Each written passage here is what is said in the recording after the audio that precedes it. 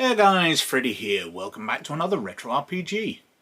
Now normally I'd be saying at the end of another week, at the end of another poll, but I already said that on Monday, because this week's poll was won by Roadhogs for the Teenage Mutant Ninja Turtles RPG. But the poll was so tight all week that I had to prepare both to make Roadhogs the winner and the runner-up, which is Hardwired the Sourcebook for Cyberpunk. So instead of not bothering, I thought I'd make a video on that as well, because I enjoyed reading both books, and the Roadhogs one did seem a bit brief because most of that is a comic strip. So, today I would like to present Hardwired the Sourcebook. Now this is going to be a PDF review, so we're going to be going over to the computer desktop in a wee bit. And at the end of the video I'll be back with a summary, because I already did the poll related stuff and the channel related stuff in an earlier video. But anyway, let's have a look at Hardwired the Sourcebook. So, this is Hardwired the Sourcebook from Talsorian Games for Cyberpunk, and it came out in 1989. And like the When Gravity Fails sourcebook, which we covered about a year ago, this is a setting based on a series of novels, most specifically Hardwired by Walter Jon Williams, as it suggests on the cover. So, it's taking these cyberpunk rules and applying them to this other world. So if you're a fan of those novels, you've now got a fresh role-playing game you can play based on that world. Now, I'm not familiar with these novels at all, so I'm learning about them from this sourcebook. But what I read, I quite liked.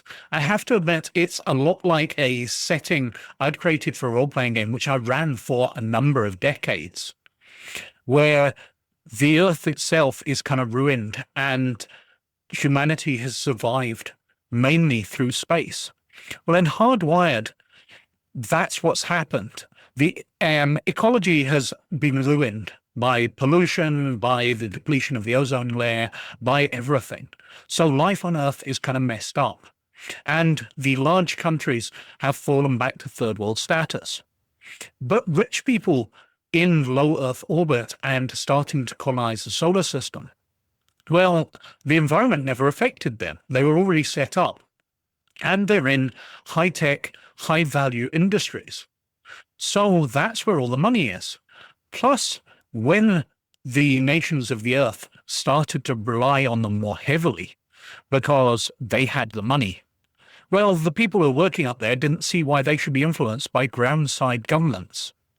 They shouldn't have to obey those laws, and they had the high ground. They had mass drivers, they had microwave energy producers, which they were sending down to Earth anyway. They could blast a city and kill everybody with it. They could rain down large meteorites onto the surface. So a war broke out between the people in orbit and the ground-side governments, which apparently only lasted 12 hours. And now that's the setup of the world, that the people in the orbit have all the money, where on the ground, things are wrecked. Crops have failed, everything is terrible, and everybody is kind of poor. Let's have a look at the back cover to see what it says about the matter. So, Mudboys, dirtgirls, zonedancers, buttonheads, they're all gravity world dirt beneath the steel boot of the orbital platforms which control Earth. The underground and underworld have declared war against the Orbital Heaven. In the air with sleek Delta fighters and military shuttles, in the interface of computer fraud and data flow, in a flooded slum alleys with lasers and bombs, it's a war with new warriors, new legends. It's Hardwired. Based on the best-selling science fiction novel by Walter Jon Williams, the Hardwired Sourcebook is a complete reference guide to one of the cyberpunk genre's most famous works. Written by Hardwired's creator himself, the sourcebook lets you take your cyberpunk campaign into a whole new world of action and adventure. Hardwired, become part of the legend, a supplement to Talsorian's Cyberpunk. Well, as I said, that's the setup of the world. If we go back to the beginning of the book, the artwork is very nice. It's very reminiscent of first edition Cyberpunk. Lots of black ink art, but I think that's quite powerful. I do like it a lot. Contents page, the background setting, where it talks about reading the original novel, however, may help your characters survive.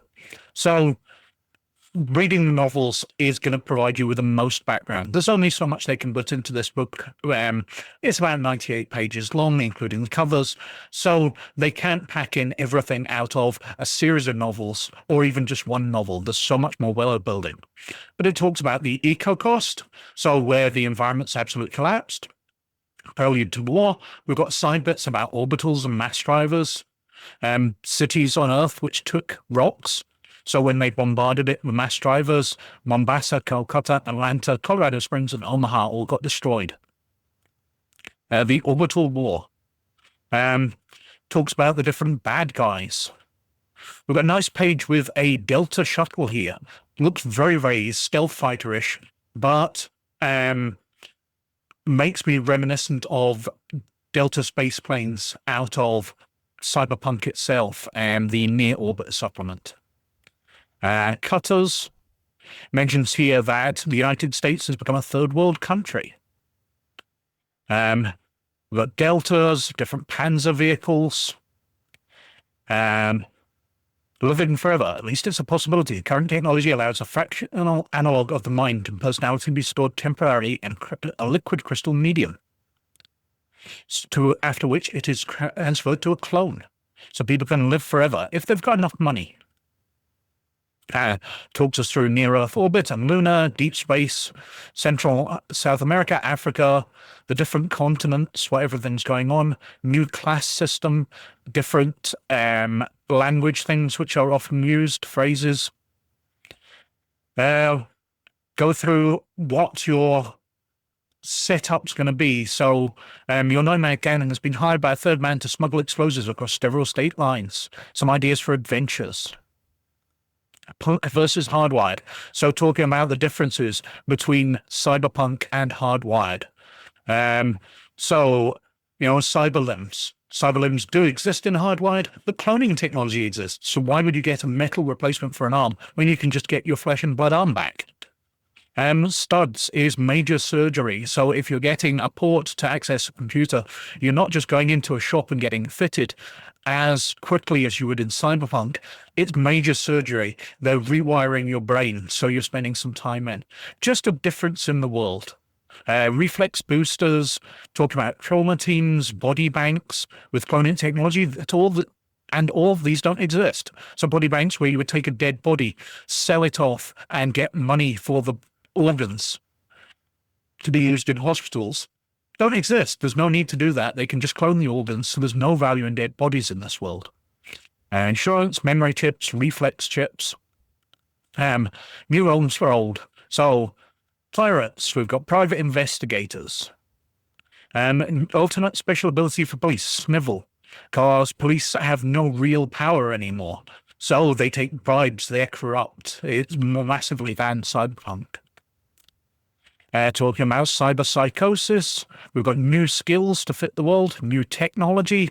So different types of attacks, what the currency's like. We've got sample prices for different weapons, stashing your cash, places to keep it, drugs and combat. So drugs are very different in this world as well. So it goes through the side effects of drugs.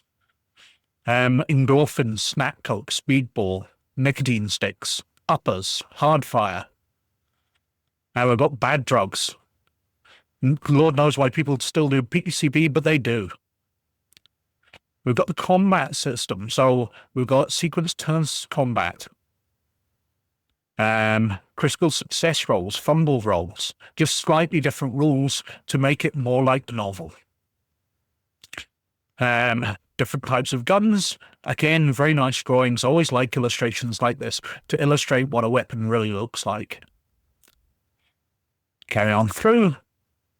The armor. Now, these look very familiar. I think these are just out of Friday Night Firefight. I think these are just the same images used over, which I'm a little disappointed with, but I did like them back then. Fast kill armor system, getting smart, gas, security devices, poisons.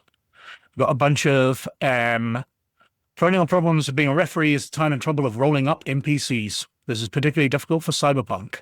So we've got some ideas here, what kind of wear they might have. All-purpose goon charts where you can just add things in. what random weapons they might have, what skills they would have. Got net running, so obviously networks work a bit differently. And I actually like this system more than I like the one in the basic Cyberpunk. I found the rules in Cyberpunk to be such large networks that your netrunner would be taken away from the game. While Cyberpunk always did have the remote hacking thing to keep your netrunning useful to the party, instead of them, like in Shadowrun, having a totally separate game they would go on, separate to the rest of the players, and everybody else would just sit around. Cyberpunk still had that, and this seems a lot better.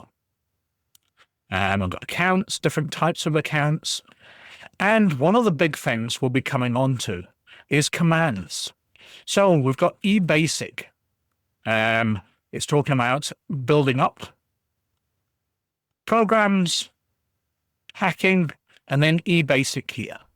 So what you can do as a netrunner in Hardwired is you can build a program which will do things. And you've got lists of commands you can do, eBasic commands.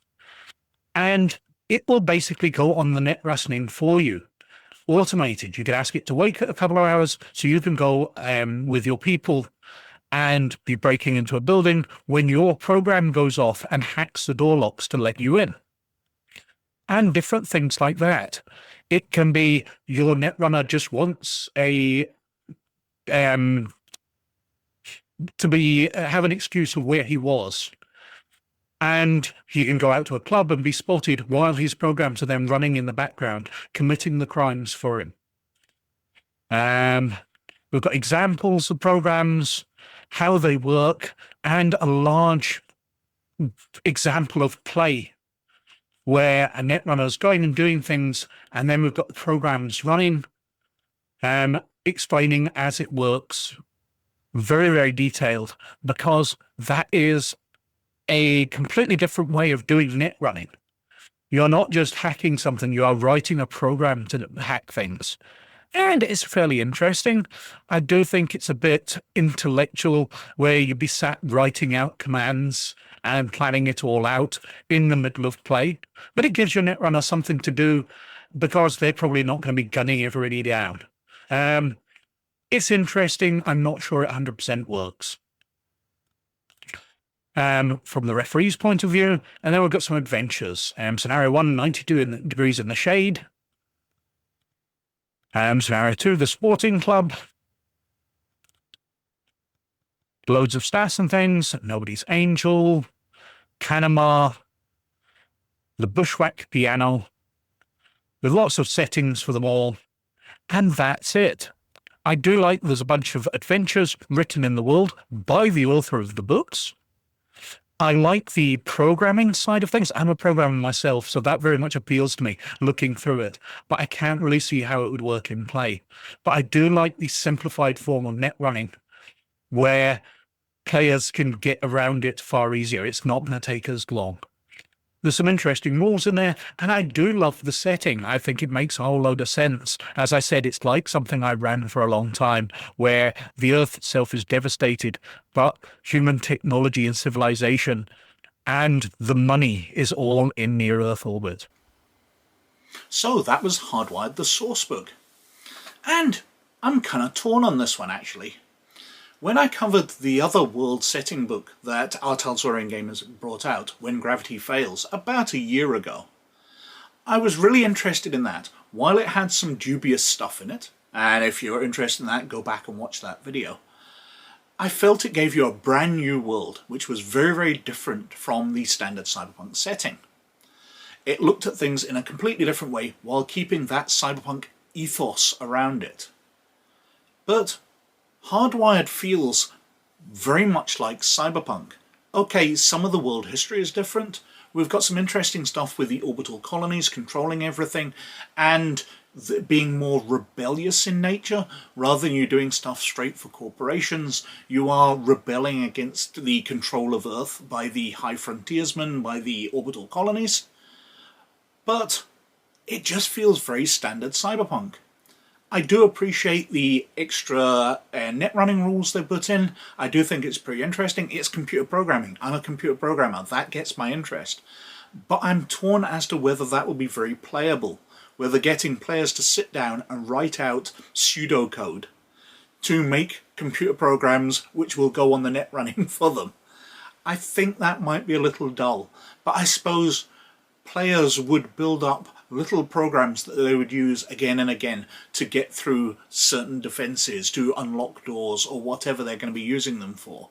So it might be your netrunner would have a pamphlet of little programs they could dig out from time to time. But anyway, I think I've been wittering on for quite long enough, so thank you very much for watching as always.